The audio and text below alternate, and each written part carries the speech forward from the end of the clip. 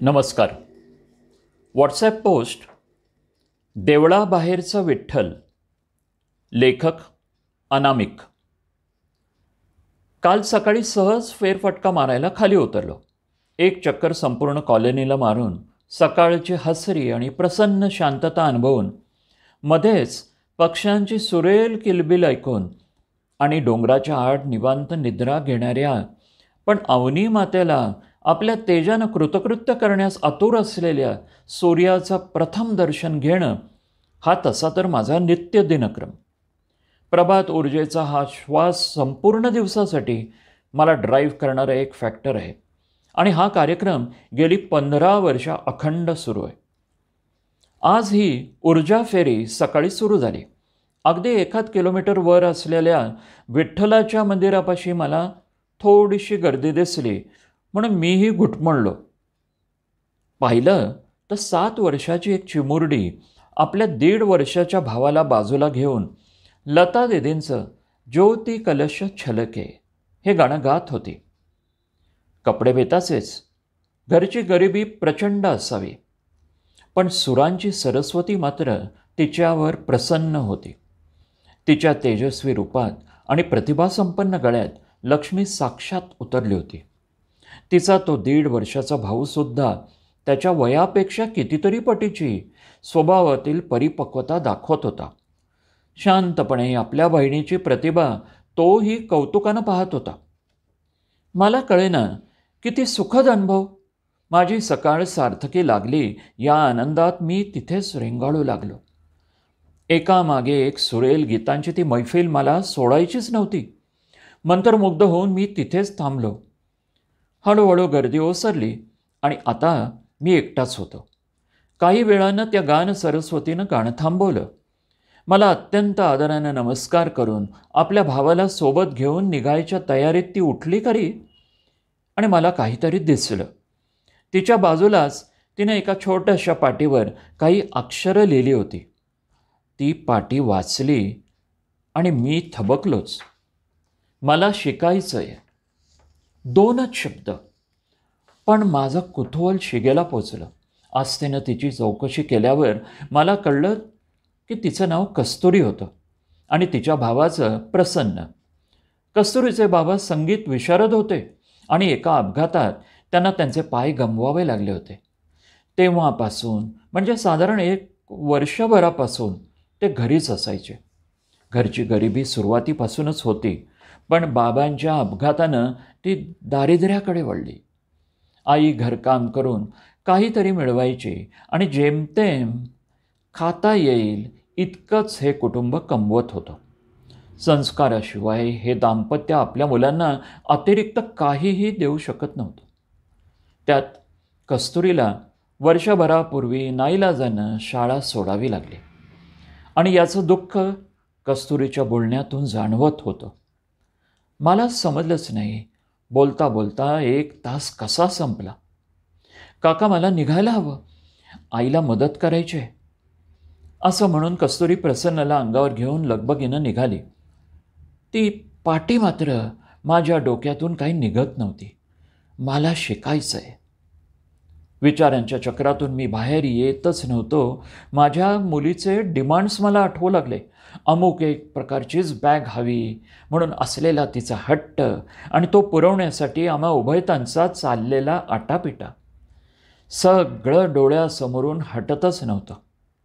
मला शिकायचं आहे. शिकण्यासाठी केवढी तपश्चर्या करावी लागते.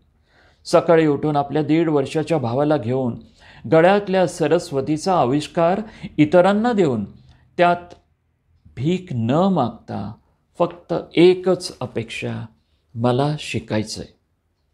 खरंच मला जड होतं का तिला शिकवणं? असे किती पैसे लागतील? महिना 2 ते 3 हजार जास्तीत जास्त. मला खरंच फार नव्हती ही रक्कम, पण द्यावे की नाही हा संभ्रम मात्र नक्कीच होता.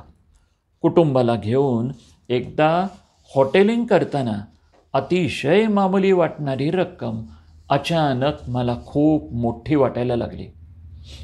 कसं असतं ना, समाजासाठी आपण काहीतरी करायला हवं हे स्वतःसह इतरांना मी आजपर्यंत हजारो वेळा सांगितलं आहे. पण मग आज जी गोष्ट मला शक्य आहे ते करताना मात्र माझा हात आणि मेंदू दोन्ही आखडले आहेत. लाज वाटली स्वतःची आणि एक निर्णय झाला. दिवसभर मी कस्तुरीच्या ॲडमिशनसाठी माझे सो-कॉल्ड सगळे रिसोर्सेस वापरले.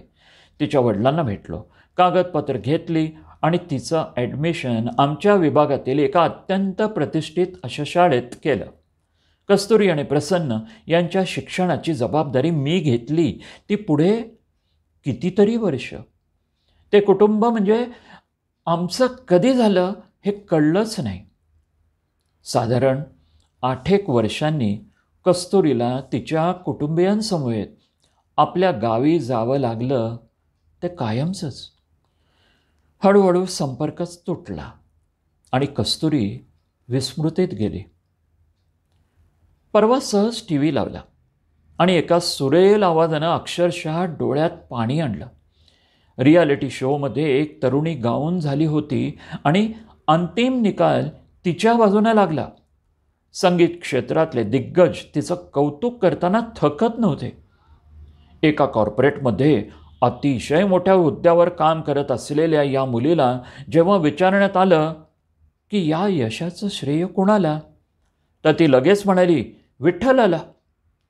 म्हणजे होय, त्या विठ्ठलाला, त्या परमेश्वराला, जो मला त्या मंदिरात नाही तर मंदिराबाहेर भेटला. मला योग्य दिशेला जायचं होतं, पण काकांनी ती हिम्मत केली आणि मला शाळेत घातलं. कदाचित त्यांनी केलेली ही मदत त्यांच्यासाठी खूप छोटी असेल आजही, पण माझ्या आणि प्रसन्नच्या आयुष्याचं सोनं झालं. काका, आज जर तुम्ही मला ऐकत असाल तर हा पुरस्कार तुमचा आहे काका, खरंच तुमचा आहे. माझ्या डोळ्यातून अश्रू थांबतच नव्हते. कस्तुरीनं आज मला खूप मोठं केलं, पण मी खरंच काय केलं? एक छोटीशी मदत आणि एक आयुष्य घडलं. स्वतःचा अभिमान नव्हे, पण बरं वाटलं.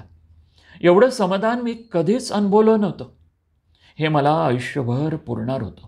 देवळाबाहेरचा विठ्ठल माझ्या कायम लक्षात राहिला आणि माझ्या यानंतरच्या पंढरीचा शोध घेण्याचा निश्चय करून मी एका वेगळ्या अनुभूतीनं झोपायला गेलो. सकाळी मला सर्वात आधी देवळातल्या विठ्ठलाचे आभार मानायचे होते आणि प्रार्थना करायची होती. तुझा छोटासा अंश माणुसकीचा सर्वांना दे. मला दिलास काही वर्षांपूर्वी आणि जीवन काय आहे हे मला कळलं. आणि देवळाबाहेरचे असे विठ्ठल बरेच होऊ देत, कारण अशा बऱ्याच कस्तुरी ज्यांच्यात लक्ष्मी, सरस्वती आणि प्रतिभा उपजतच आहेत, त्यांना या विठ्ठलाची गरज आहे. खरंच खूप गरज आहे. धन्यवाद. लेखक अनामिक. वाचन संजय इनामदार.